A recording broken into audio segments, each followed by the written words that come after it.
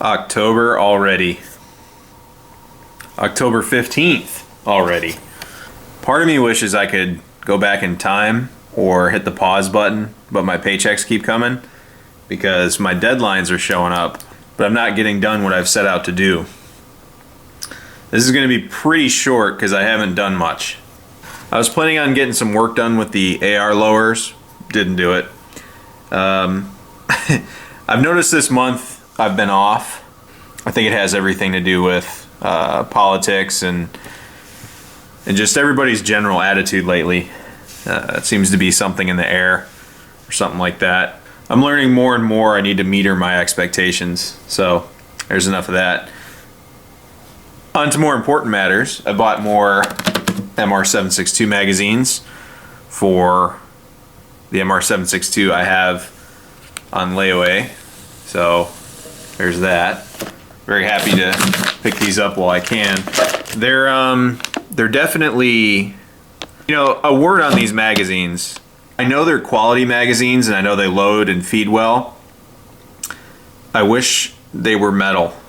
I don't like, it's one thing to stock up on PMags that are $12, $13, sometimes as high as $15. And even other polymer magazines, but with my ARs, I have about 25 GI magazines, and I like to have metal and polymer. So having only polymer kind of concerns me, especially, I'll get into more of it later, but I tested one or two of these, keeping them loaded for 2 years.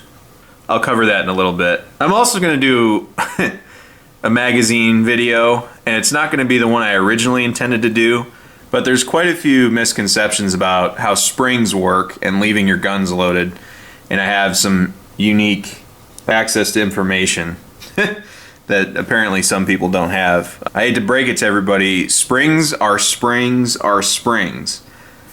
We've been building and manufacturing springs in the United States forever. The physics of springs do not change. So we'll cover that later at another time, but enough of that. The only thing I did do is something I promised myself I wouldn't do, and that's put the jet funnel kit on the USP 9SD. Now, my goal here is to get the MR762 and then worry about all my other projects, but with all the possibilities looming, I think it's not necessarily unintelligent that I did this. However, thank you to all the people that have done these jet funnels on their guns and didn't tell me how absolutely miserable the install is. I want to say the worst install job I've ever had to do on a firearm to date. It's basic armor work. It's not any gunsmithing whatsoever. It's one of those four-handed jobs, and if you don't have a vise, and I mean a really sturdy vise, I don't mean one you just plop on the table and have it hold your stuff real quick. I'm talking heavy duty, anchored to a table or a workbench vise. Unless you have one of those, this is a very, very difficult install. It was to the point where it was so difficult, I had the gun like this on the table.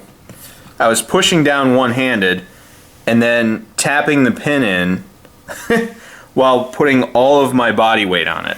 I didn't bend the hammer strut and I didn't screw anything up with the gun, but oh my God, was that difficult. Absolutely ridiculous. But it's on there, and I'm happy with it so far. We'll see how it shakes out and holds up. I will tell you that the alignment of the jet funnel is 100% dependent on where this rear pin is. This is also not a normal roll pin.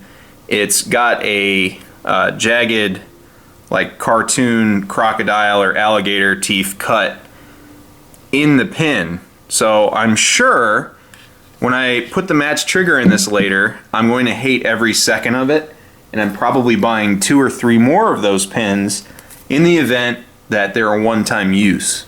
I don't know if they are.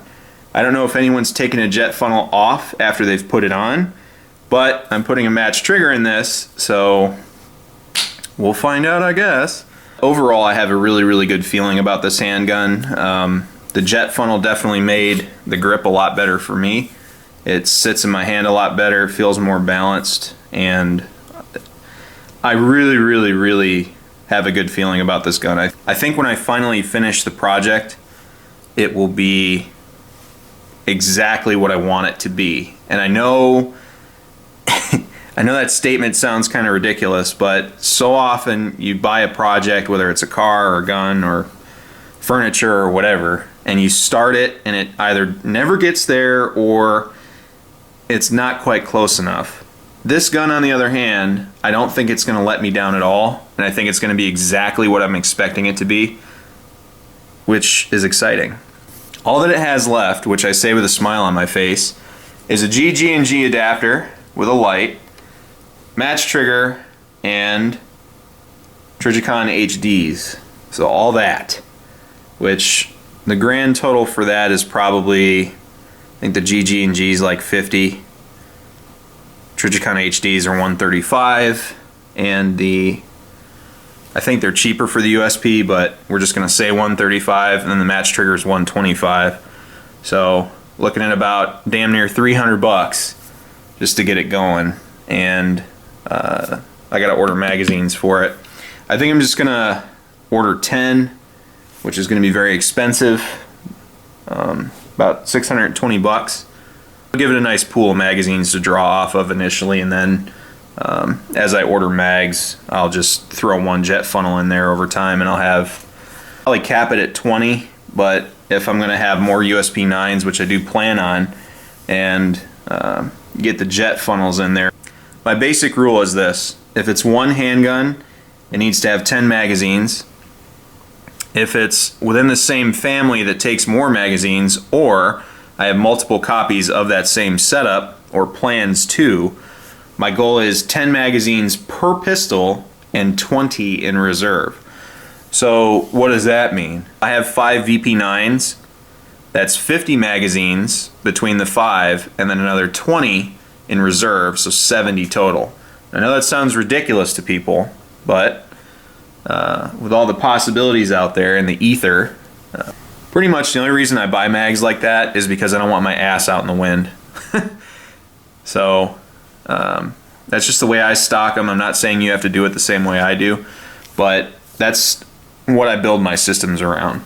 So that's anything. That's Glocks, Berettas, SIGs, HKs, ARs, M1As, FALs, whatever it takes, whatever I'm going to own, that's how I set it up. The rifle magazine numbers are a lot higher because I anticipate using those a lot more when I go to classes and in general. So that's just my philosophy.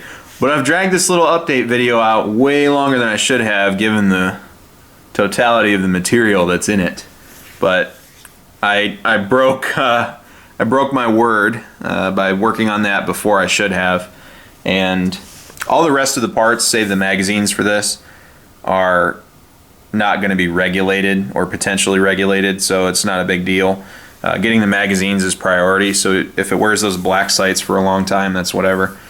And buying 2 of the jet funnel mags versus buying the sights will take priority. So even if I have 10 magazines, if I have an opportunity to continue to buy jet funnels, I'll probably buy a lot more jet funnels before those HDs get on there. But enough of all that. Thanks for watching. Thanks for sticking with me. There's a lot of plans I have, but these next few months are going to be chaotic for everybody, and I'm moving relatively soon to my next duty station, so my life's going to get pretty crazy. So I have to semper gumby and do what I have to do to get what I need to get, check some boxes, and then keep on trucking. So once again, thanks for watching. Take care of each other, stay safe, and support and defend the Constitution of the United States of America. Make sure you vote.